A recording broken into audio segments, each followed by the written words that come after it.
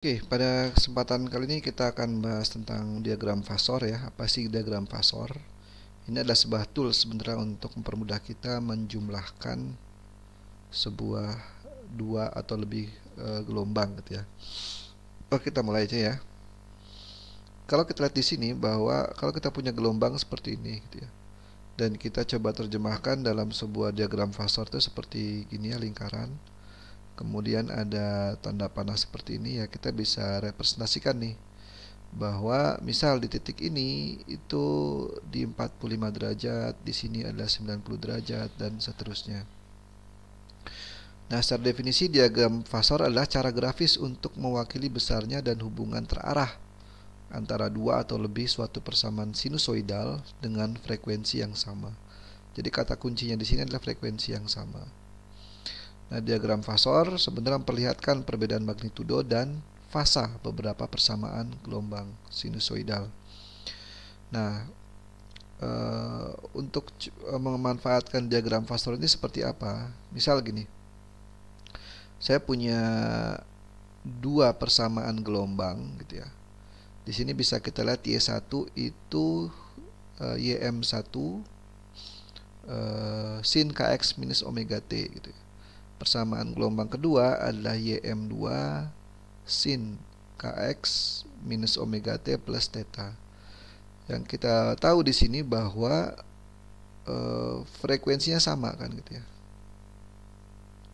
Oke, frekuensi sama nih, 2pi per T-nya kan sama. Artinya apa? Di sini kita bisa gunakan diagram fasor untuk menjumlahkan kedua persamaan ini gitu.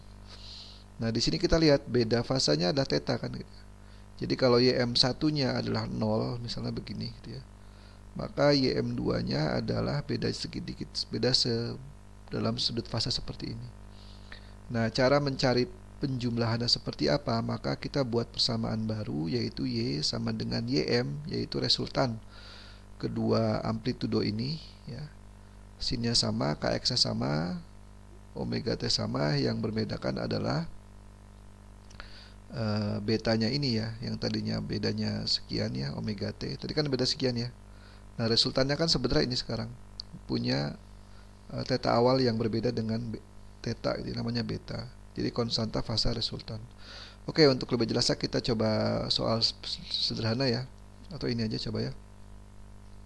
Ya, ini contoh soalnya ya. Misal kita punya dua buah gelombang, masing-masing ini Y1-nya adalah 100 sin X min 100T, Y2-nya adalah 60 cos X min 100T plus 60 derajat ya. Tentukan gelombang superposisinya, yaitu penjumlahan gelombangnya. Jadi kalau kita gambar itu ya seperti ini ya, 40 sin ini ya. Nah, kita perlu ya, kalau kita gambarkan seperti ini ya. Untuk lebih jelasnya kita coba gampangnya gini, dari persamaan tadi kita buat nih yang persamaan sinnya menjadi cos, jadi dua-duanya cos. Ini kan satunya sin satu cos ya. Ini harus kita samakan dulu nih gitu. Atau yang tadinya cos jadi sin gitu ya. Nah, untuk contoh soal ini kita akan coba rubah yang tadinya sin menjadi cos ya. Jadi kira-kira seperti ini. Y1 itu kan awalnya adalah 40 sin X min 100T. Kalau kita rubah dari sin menjadi cos, maka 40 cos X min 100T min 90. Untuk merubah sebenarnya sama gitu persamaannya, cuma untuk merubah ini. Kalau kalian lupa bisa lihat lagi di sifat-sifat trigonometri ya. Nah, untuk Y2-nya itu sama gitu ya. Nggak perlu kita rubah. Kenapa? Karena sudah cos. Jadi kita tinggal pakai persamaan ini, 40 cos bla bla bla dan 60 cos bla bla bla. Nah, pertama kita perlu cari dulu resultan amplitudonya berapa. Di sini kan 40, 60, tapi cos ya. Kita lihat nih AX-nya adalah amplitudo yang dari YM1 yang amplitudo arah X-nya ya. YM1 yaitu 60 cos 60 ditambah 40 cos min 90. Kita lihat nih kan fasanya di sini. 60 cos 60 itu karena dari yang dua nih, 60 cos 60. Yang dari Y1-nya 40 cos min 90. Jadi kita dapatkan 30 AX-nya ya. Amplitudo ke arah X-nya berapa?